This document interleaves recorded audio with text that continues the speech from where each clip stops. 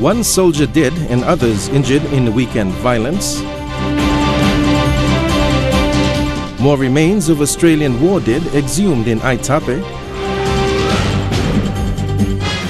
And Prime Minister opens investment meet with positive update. This is National MTV News with Neville Choi.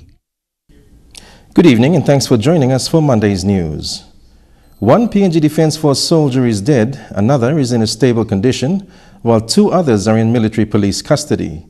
Initial police reports suggest that the soldiers were assaulted after the vehicle they were travelling in crashed into a residence in Port Moresby's Hohola 3 suburb.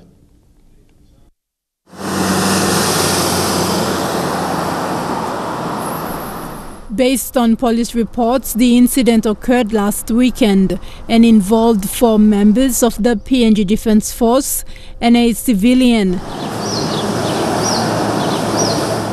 One had a deep stab wound with a knife lodged in the back. Both were rushed to Port Moresby General Hospital Accident and Emergency Unit. The soldier with the deep stab wound died while in the operating theatre on Saturday night. Following this, soldiers retaliated during burning the tiger boxes within the vicinity of the scene of the incident. PNG Defence Force Chief of Staff Captain Philip Orewara, who was at the scene during the retaliation, said attempts to stop the damaging of private properties were impossible. Attempts by other military personnel to contain the situation were impossible, with the involvement of the public and opportunities. The military police has commenced its investigation into the incident. It has also taken into custody the 2 soldiers implicated in the traffic accident, which started what happened over the weekend. 2 of the 4 soldiers involved in the car accident are in the custody of military police. The military police will also assist police to further investigate the matter. I've received a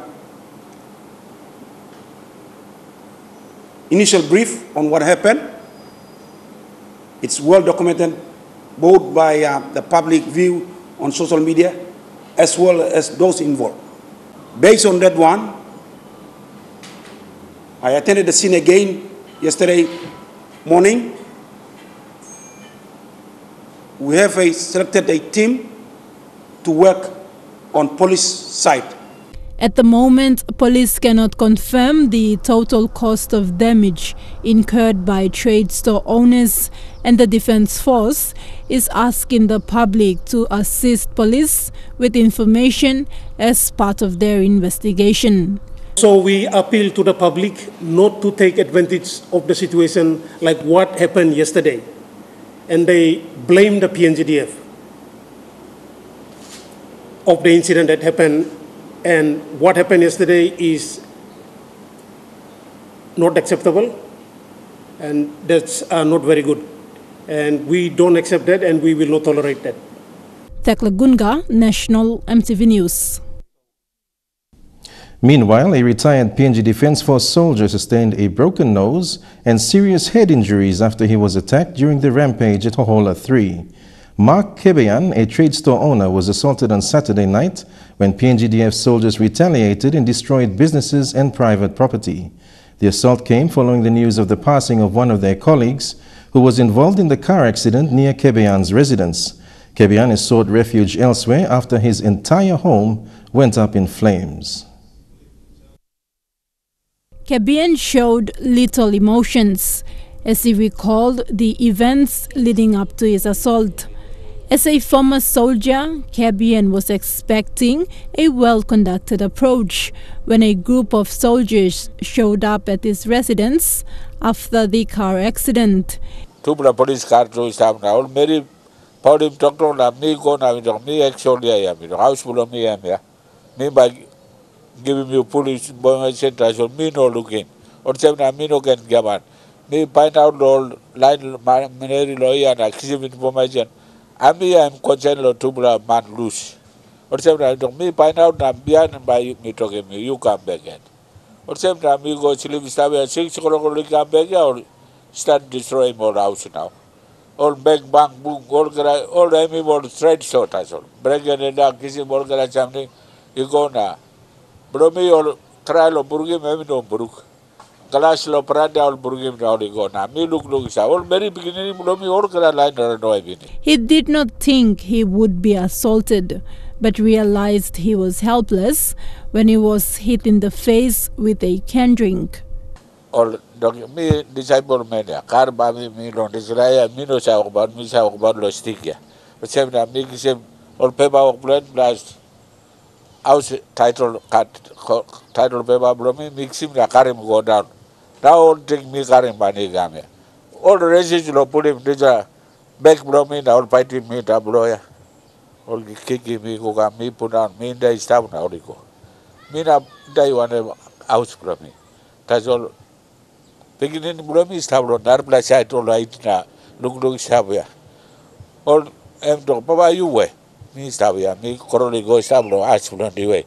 Now all put him step, let I come now, picking me loyan, I go upside Nakarim Goro, Dr. Mola. Kabian served in the PNG Defence Force for 40 years and was retrenched in 2002. He bought a piece of land at Hohola, built a store and 2 3-bedroom houses, but all were destroyed during the rampage on Saturday night. Narbla joined house cook, Trucha Sports cook, or married 5 beginning Bromi, all get married, 2 Brahman and 2 black girls. MP comes to live house full of Narbla Bromi, M Stablo Australia, house full of me sleep. Now right Bromi stop with me no sabe. People no Narbla ground to the Sabiana. Beyond only come finding me looking, all sleep when me no clear. Since his properties went up in flames, he has not seen his 4 other children or know of their whereabouts. Tekla Gunga, National EMTV News.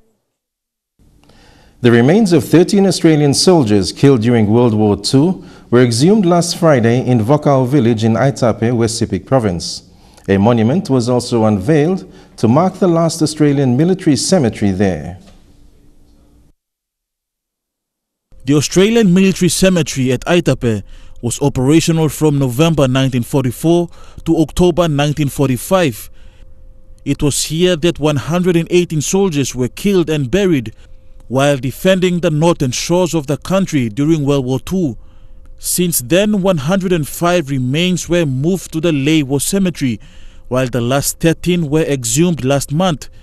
In remembering this past military cemetery, a monument was built in the village of Vokao outside Aitape town. This was to ensure a sacred site of remembrance was built for those who lost their lives during the war. The soldiers died fighting in the Battle of Matapao, the Battle of Boot West and the Battle of Toroseli. Some died of injuries while others died of diseases. Out of the 118 soldiers buried, 5 remained unidentified.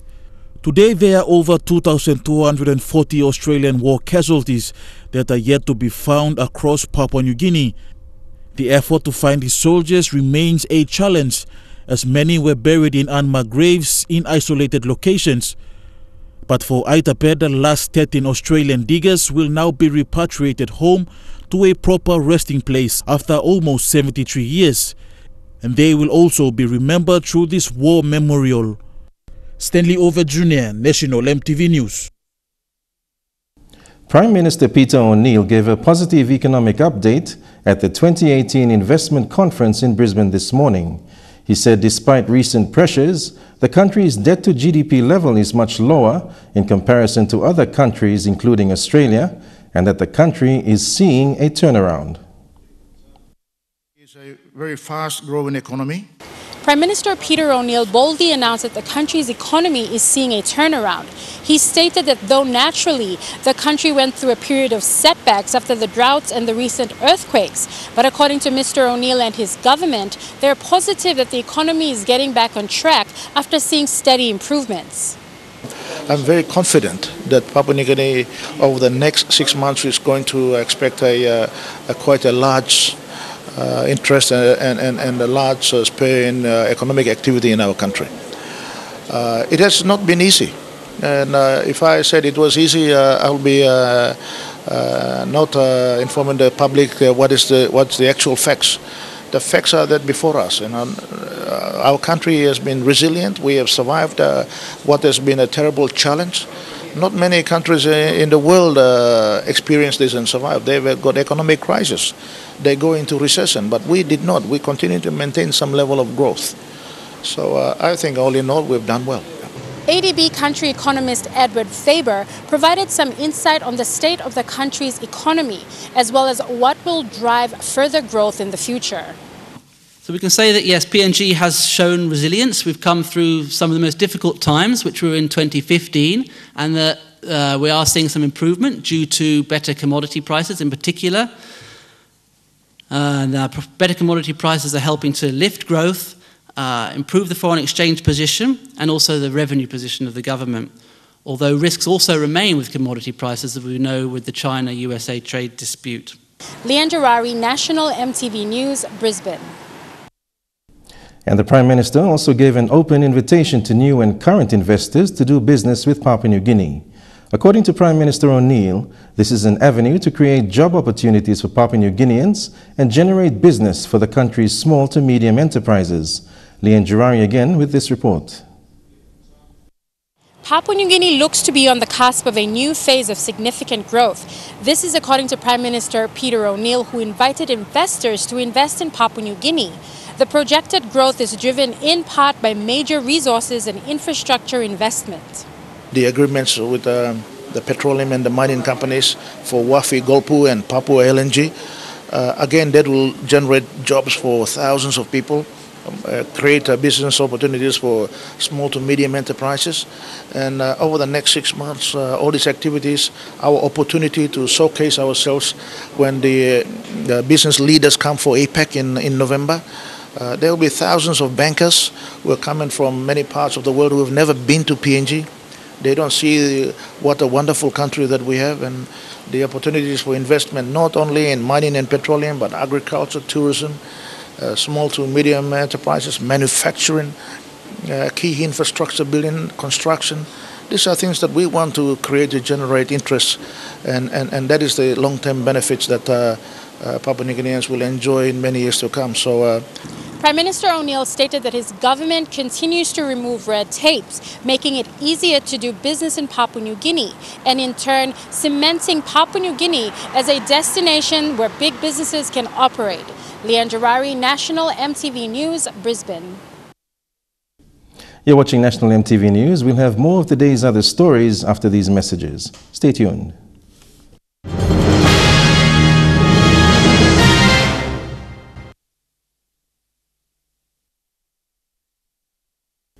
Welcome back to the news. Over 20,000 grade 12 students in Papua New Guinea sat the National Written Expression Examination today. The topic, hosting of the 2018 APEC Leaders Summit. Tekla Gunga reports. In Port Moresby, the written expression exam was conducted in almost 15 secondary and national high schools. At Port Moresby International School, a total of 120 students sat the exams. Amongst them was a student living with special needs. The Port Moresby International School has close to 2,000 students from grades 1 to 12. It is a feeder school for students attending IEA schools in Port Moresby. Built in the 1960s, the school became the first international school to have grades 10 to 12 and has educated thousands of international students. The written expression exams today were supervised by internal and external invigilators from the nearby St. Joseph Catholic International School. Following the written expression exam, grade 12 students around the country will be sitting their national exams come October. Tekla Gunga, National EMTV News. Tulay and the Danton Primary School in the Huon Gulf District in Morobe was closed today for an indefinite period by the Lay City Council Health Division. The school's water supply bill was cut in 2009, and more than 1,500 students have been using pit toilets. The school has an outstanding bill of 3,000 kina. In November last year, Water PNG removed their water meter. This is the permanent septic toilet facility for the male and female students. It is currently used by the teachers who fetch water from outside to flush out the waste. The school's water supply was disconnected by Water PNG in 2009 due to outstanding payments. Since then, the school has been without water. Over 1,400 students have been using these pit toilets since their water supply was disconnected 9 years ago. People are facing problem lo septic toilet lo wara no sa go through because people stop on top lo level lo school stop on top. So wara im come na plenty outlets. That's why wara no continue lo igolo toilet. So lo short term people look lo pit toilets na long term septic toilets we me talk thank you to lo health also miss only got some play initiatives lo help people lo look lo some kind means na waste lo kisim wara kam no septic toilets. The public reported the matter to the Lay Urban Local Level Government Health Division, and the health inspectors conducted an inspection 2 weeks ago. Nothing was done by the parents and the school board and administration to sort out the issue. The health inspectors went to the school today and issued a closure notice for an indefinite period to the school administration. More than 100 parents, 33 teachers and over 1,400 students witnessed it. With this indefinite period of suspension, it will mostly affect us grade 8s because we have about 8 weeks before our final examination. Lay City Council Health Division Senior Health Inspector Paul Lejuwam said the division will reopen the school once the water supply and toilet facilities are restored. We acted upon the Public Health Act, Chapter 226, which clearly states about the sanitary facilities, and because Danton Primary School doesn't have the toilets in use at the moment, under the Public Health Act, we advise the parents and the school board of management that the school is closed until they come together and act responsibly. Similar situation happened to Unville Primary School in Lay in April this year. 6 classrooms were condemned by the PNG Fire Service, the Health Department and the Building Board for not being structurally safe. Danton Primary School is located in West Taraka, a suburb outside of Lay City. It is the second school that was forced to close by authorities this year in Morbe Province. Me hamamas me talk thank you all health inspectors. At least all come na check him na all close him school so that it's going to be an eye opening for our parents. So papa mama all must look save lo desla na support him school or parental support fiblong all because at the moment and parental support fiblong all them come to stand still. Julie Badwi Owa, National MTV News, Lay. The National Gaming Control Board is backing the 2018 Medical Symposium with 200,000 kina in sponsorship. Patron Sir Peter Bata thanked the National Gaming Control Board for the support, adding they were facing challenges to host this year's event. Gaming Board CEO Imelda Agon presented the check to representatives from the Medical Symposium Organizing Committee recently. She said the company was pleased to help with the symposium as it would benefit rural health and the people. The 2018 Medical Symposium is being co-hosted by Divineward University, Madang's Modilon General Hospital and the PNG IMR, with the DW campus and Madang Resort being the venues. The Medical Symposium will take place from September 2nd to the 7th. Pamyu District in East New Britain Province is a remote district. The district, which covers about 3/4 of East New Britain's total landmass, is expected to see transformation as new development projects are rolled out. Pamyu MP Elias Kapavore says there are hopes for the district, but it will take time before changes happen. This is part of Pamyu District from the air. Much of its landmass still remained largely untouched. The district has 4 local level governments, all scattered from the district headquarters at Palmalmal, which is about 6 hours boat ride from Kokopo. Social problems, alcohol and drug abuse have been in the forefront of news coming out of Pamyu District. Last year, the district, through its DSIP funding, rehabilitated the Mungo police station, a LLG ward in the district known for all the wrong reasons. Today in Kokopo, in Rabaul, Ibaran, we are actually feeling the effect of all the marijuanas and all these things that are coming from South Coast.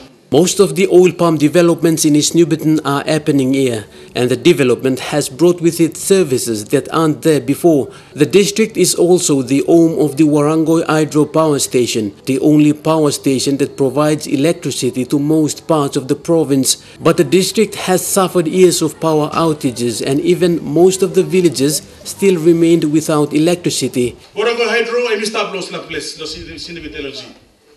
Na plant line do imi stop to target na stop. Even make him sense too. So me ask him also next talk about do imi look also power by go na reach him line do you look back loha. Pamyu District is also the home of the Sinivit gold mine that was abandoned in 2014 and proposed to be reopened.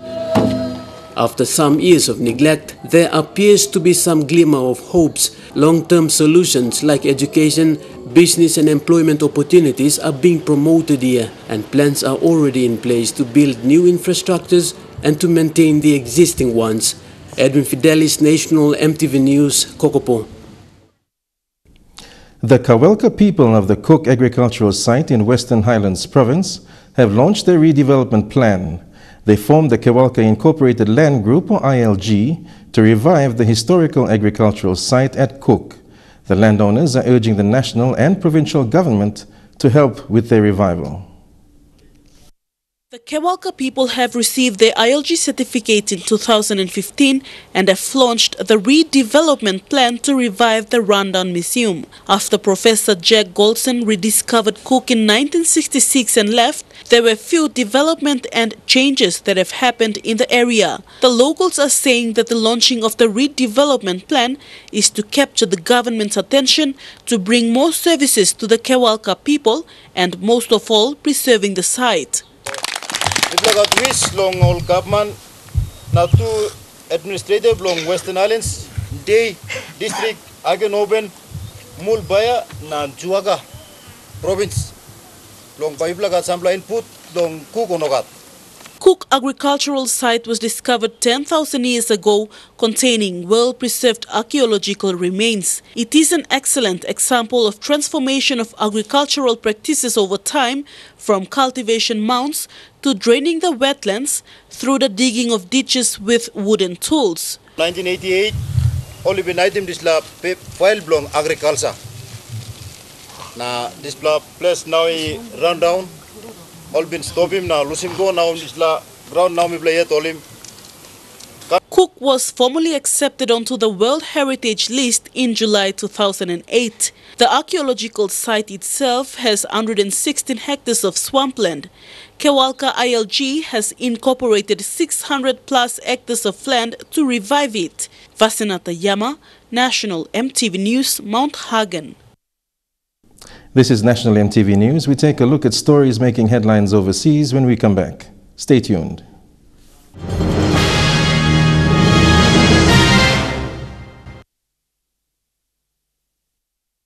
Welcome back to the news. Turning overseas now, and rescuers fear the death toll from the deadly Indonesian earthquake will continue to rise.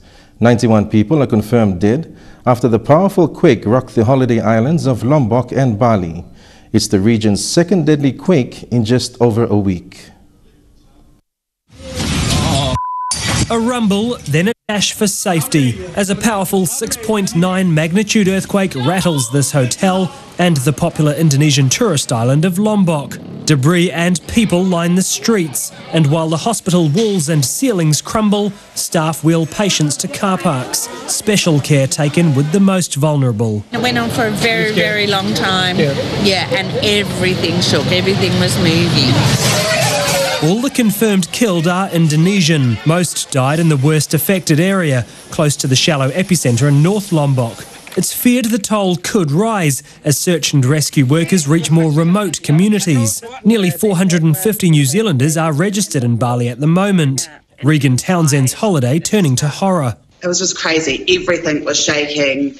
The kids started screaming, and so I didn't even think, really. I didn't really know what to do. Further south, residents were bracing for more damage. Mass pandemonium. People were scared, very terrified. So people, locals and tourists, being a tourist town, jumped on their bikes and everyone headed up for higher ground. Tensions were a lot higher. Last night about 200 people fled from the town here and came up the road to Kuta Heights because they were worried there would be a tsunami. Justice Minister Andrew Little was in Lombok for a counter-terrorism meeting when the quake struck. It was pretty violent shaking. People fell to the ground and it was fairly prolonged. And then there was a massive power outage. Those power cuts hampering rescue efforts, along with downed cell phone towers in the north. Evacuations have begun on small islands off the coast of Lombok, where an estimated 700 people spent the night sheltering on high ground. Lombok Airport is tonight packed with tourists trying to flee the island, leaving locals to deal with aftershocks and tragedy after the second deadly quake in the space of 8 days. And in the US, 5 people are dead after a small plane crashed into a California shopping center's car park. Authorities say no one on the ground was hurt. 77, helicopter 1. Plane reported down at Sunflower and Bristol. Tonight, the dramatic scene, that small plane crashing down from above, right into a car in this parking lot. The windshield crushed. Ooh, that came out of nowhere and just... Oh my God, dude. Plane debris scattered outside the Staples store. Parts of the wing, even the wheels, leaving shoppers stunned. Authorities say the plane was on its way to John Wayne Airport when it declared an emergency. Then just after 12:30 local time, the twin-engine Cessna 414 went down. Moments later, a crowd gathering around the aircraft. Investigators say the 5 dead, all on board. Luckily, the owner of the car inside shopping. Well, the fact that there was no injuries on the ground is a miracle in itself. This plane crashed 2 miles short of John Wayne Airport, and tonight authorities have pushed the public back because there is still jet fuel on the ground. It comes as the NTSB is on its way, and it will determine the cause of this crash. 3 people have died and wildfires are burning as southern Europe continues to struggle with soaring temperatures. Spain and Portugal have almost reached record highs amid warnings this heat is a sign of things to come. It's not just Europe heating up. Restaurants and bars in the usually bustling tourist city of Évora in central Portugal are quiet. Visitors opting instead for water and shade. We're from Canada and never felt heat like this before. Even locals are struggling with the unusually high temperatures. This souvenir seller saying it's not normal and people hope the heat wave won't last for long. But temperatures are expected to remain above 40 degrees Celsius in many places until at least Monday New Zealand time. It's a similar scene in neighbouring Spain, tourists trying to cool down in capital Madrid. I hope next days the heat will go down because otherwise it is very difficult to survive. Some haven't survived. The death toll in Spain is now at 3, as temperatures threaten to top Europe's all-time record of 48 degrees Celsius. Wildfires are burning across the region, amid warnings this unusual weather could become the norm. What we see right now is really a warning sign of what's to come. The immediate problem is hot air sweeping in from Africa, but Time magazine's Justin Warland says the wider problem is a warming of Arctic temperatures due to greenhouse gases. Human fingerprints are all over this particular heat wave. And it's not just Europe sweltering. China, Japan and North Korea are also setting new records. In some inland regions, the maximum temperatures at noon are above 40 degrees Celsius. Back in Europe, there is hope for some respite by next week, with heatwave warnings remaining in place until then. Venezuela is bracing for a political crackdown after an apparent assassination attempt on the nation's president by 2 drones carrying bombs. The government is calling it terrorism and has detained 6 people, while the United States is denying any involvement. Mr. Maduro's speech started off like all the others, a rallying call on state television to support his revolution. And then this happened.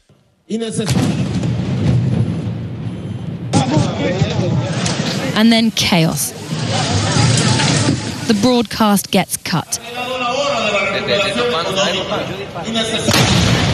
Unverified footage appears to show the moment the drone exploded during the president's speech.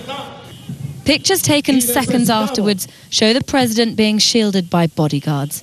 Within hours of the incident, he returned on screen defiant. There has been an attempt to assassinate me. I have no doubt that this all points to the extreme right in Venezuela, in cahoots with the extreme right in Colombia, and that the Colombian president is behind this attempt. I have no doubt. The aftermath felt chaotic. The Secret Service, a common sight in Venezuela, was out in force. And this evening, 6 people were arrested over the incident. Colombia has denied any involvement in the incident, as has the US. I can say unequivocally there was no U.S. government involvement in this at all. He's made accusations accusing the outgoing president of Colombia of responsibility, what he calls the extreme right wing in Venezuela. That means the vast opposition to his authoritarian rule. And he's blamed unnamed financiers in the United States. These are things he's said before. Venezuela's in deep economic crisis. People are going hungry amid acute food shortages. Hospitals are running out of supplies. And inflation is expected to rise to 1,000,000% by the end of this year. The opposition's warned that Mr. Maduro will use these images to take advantage of a further crackdown on his political opponents. You're watching National EMTV News. We have Trucha Sports coming up next. Don't go away.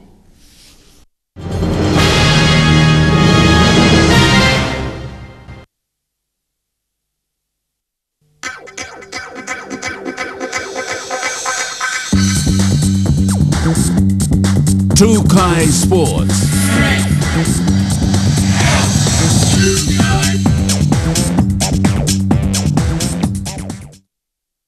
Welcome to Trucha Sports. The SP PNG Hunters returned today from their round 21 win over the South Logan Magpies. The Hunters beat the Magpies 18 points to 6 yesterday afternoon in Brisbane, Australia. A grueling match was played yesterday between the two sides, the Hunters running 2 tries through Junior Rao and Charlie Simon. Captain Asebos converted both tries and kicked another 3 penalties to put the team 12 points in front. A few injury concerns for the team, with halfback Watson Boss sustaining a shoulder injury in yesterday's match. Watson Boss is going straight to X-ray after tonight, so he's concerned. Shoulder, back problem, collarbone split. So we'll wait to see the scans and results from the medical team and go from there. So I'm not too sure if he's going to make it this weekend. After their win, the Hunters have moved up to 6th place. Coach Michael Marum says preparations leading up to the last 3 matches is important if they want to make the finals. There's 3 other clubs, teams also on 24 points. But then we just focus on this weekend's game, our preparations, and we get down there and play well against Tweed and get the 2 points again. So yeah.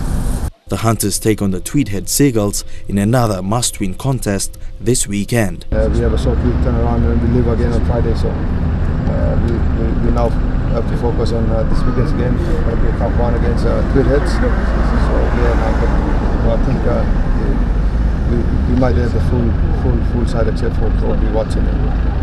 Marum will name his side for this weekend's match tomorrow at the Oil Search National Football Stadium. Elijah Levet, National EMTV Sports. The Port Moresby Billiards and Snooker Association held their finals last night. Lamana 1 went on to claim this year's POM BSA Corporate Snooker title after defeating last year's champions DKS Motors Snipers. Lamana 1 claimed this year's title in the Premier Division, which was played at the Q Club. In the Open Division, it was a heated battle between Cousins 1 and Cousins 2. Cousins 1 proved too strong, beating Cousins 2 in the deciding doubles match and winning this year's Open Division Premiership.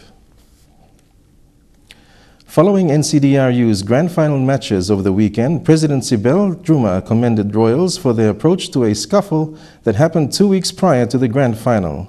For a team that was banned from the competition for over a decade, their exemplary action in dealing with the issue is one she is encouraging all other teams and anyone involved in the code to follow.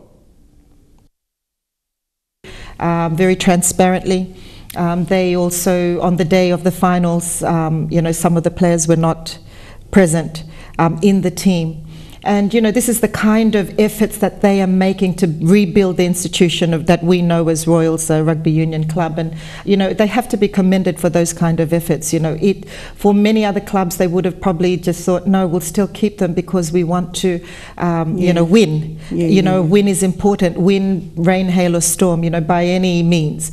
Whereas Royals, have basically told us that is not the approach that we want to take. We want to build values. We want to ingrain positive, mindsets as well too. So, absolutely commendable what their executive did.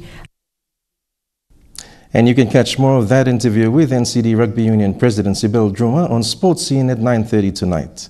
Trucha Sports continues with more after these messages. Stay tuned.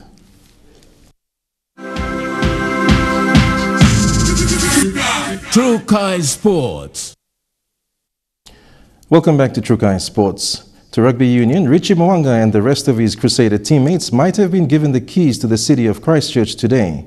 But All Blacks coach Steve Hansen is not ready to hand the keys to the All Blacks backline just yet anyway. Mo'unga is one of the 10th Crusader players named in Hansen's 33-man squad for the Rugby Championships. The Crusaders took a victory lap through Christchurch. The All Blacks coach wasn't quite ready to join the chorus of approval for Richie Mo'unga. Every time I go to Jade Stadium, I get told to put him in the team, and I walk away thinking, well, we've already put him in the team. He's in the squad, and he's 24 years old. He's played one Test match. Given Beauden Barrett has played 64 and is back-to-back World Rugby Player of the Year, Hansen won't be hesitating before pinning the incumbent back in the number 10 jersey for the first Bledisloe.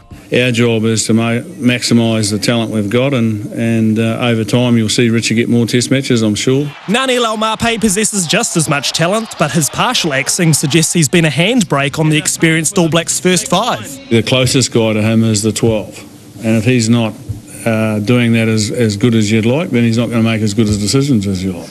Laumape has been listed as cover while Sonny Bill Williams recovers from injury. No more injury worries for Kieran Reid though, restored to lead the side for the first time since last year's end-of-year tour. It looks a great squad, we've got a group of guys, probably disappointed they missed out, I think, if you look at the squad. So, I've got plenty of talent around the place, so looking forward to getting together. Disappointed will be informed Crusaders wing George Bridge, but it was always going to be a tall ask to disrupt Hansen's well-established outside backs. You can't be anything other than impressed. I mean, he's played really, really well, but there's only enough room for so many. Both Mo'unga and Barrett look likely to make Hansen's matchday squad, with the latter firmly in the driver's seat behind the Rolls-Royce pack for now. To netball in New Zealand, and it's the Battle of the South this Wednesday evening, with the Southern Steel hosting the Mainland Tactics in the ANZ Championships Elimination Final. The Steel, though, have a bit of extra motivation to make this weekend's final, and it comes in the form of one very special lady. One player who epitomises Southern netball, it's Wendy Frew. 16 years she's worn the light blue, a run that's about to come to an end. Yeah, it is pretty motivating. I'm just trying not to get too caught up in the moment. Wednesday's home playoff match against the Tactics will be the last home game of her career, regardless of the result. So to thank her, the team's done this. What do you think about having her name on the side of the building? Oh, ridiculous. Oh, that's funny, eh? We give her some crap about that, but it's been real funny, and she definitely deserves it. Now, having a stadium named after you here in Invercargill was no small feat. In fact, Frew will be the first player here to receive the honour in more than 20 years. There's been so many incredible players who have played for Sting and Steel before me. I guess I've probably just done it the longest. Despite being one of the team's more consistent performers, the one-test Silver Fern is also the heart and soul of the franchise, as shown in last year's team van crash, which left Frew requiring minor surgery to both her elbow and leg, while also receiving 70 stitches. She then played just 16 days later, helping the Steel win the 2017 title. The values of the Steel are very much head, heart and humble, and those are the values that Wendy lives by. She takes them out into the community. On and off the court, doesn't matter whether she's training or she's out in the community. She just epitomises our team values all the time. She's not yet decided what's next, but is expected to one day start coaching. She tries to act like she's got to just completely, finish. The team needs time away from me, but I don't think she'll be able to help it. Because after 16 years of undying loyalty, why would you want her anywhere but here? And that story wraps up Trucha Sports for tonight. Up next, the weather details for the next 24 hours. We'll see you then. Trucha Sports.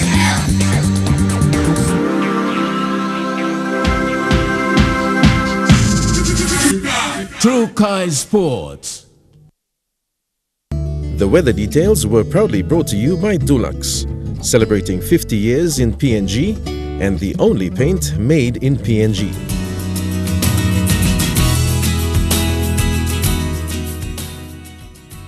And looking at the weather forecast for the next 24 hours, in the southern region, a shower or two for Port Moresby, rain showers for Darrow, Kerma and Popondetta, fine and partly cloudy in Alatau.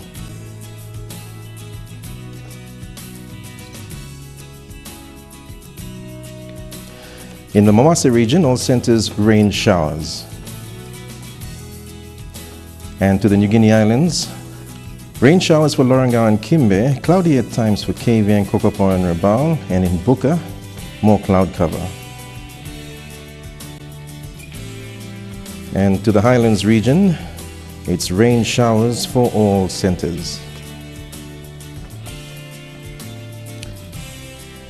Forecast for small ships, there is a renewal of a strong wind warning for all coastal waters. As strong southeast winds, 25 to 34 knots, are expected to continue for the next 24 hours, causing rough seas. All small craft and boats are advised to take necessary precautions before and after going out to sea during this period. Forecast for small ships for the next 24 hours, waters of southern PNG, Indonesian border through to Torres Strait and Darrow to Hood Point to Samurai Island with waters of eastern and western Milne Bay Islands, and with waters of Samurai Island to Cape Vogel to Finschhafen, seas 1 to 1.5 meters. Waters of Darrow to Kiwai Island to Kerma to Yule Island with waters of Long Island to Medang to Bogia to Wewak to Aitape to Vanimo to northern PNG Indonesian border, and with waters of Manus and its western group of islands, seas 0.5 to 1.3 meters. Waters of Finschhafen through Vitius and Dampier Straits to Siasi Islands to Long Island, seas 2 to 3 meters. Waters of East New Britain to New Ireland and Bougainville, seas 0.5 to 1.5 meters. And waters of West New Britain, seas 1.5 to 2.5 meters.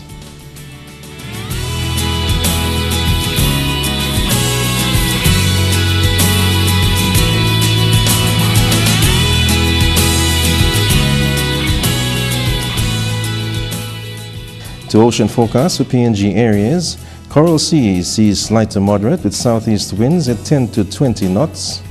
Solomon Seas sees moderate with southeast winds at 15 to 20 knots with gusts. Bismarck Seas sees slight to moderate with southeast winds at 10 to 20 knots. And for the Pacific Ocean, sees slight with south to southeast winds at 10 to 15 knots.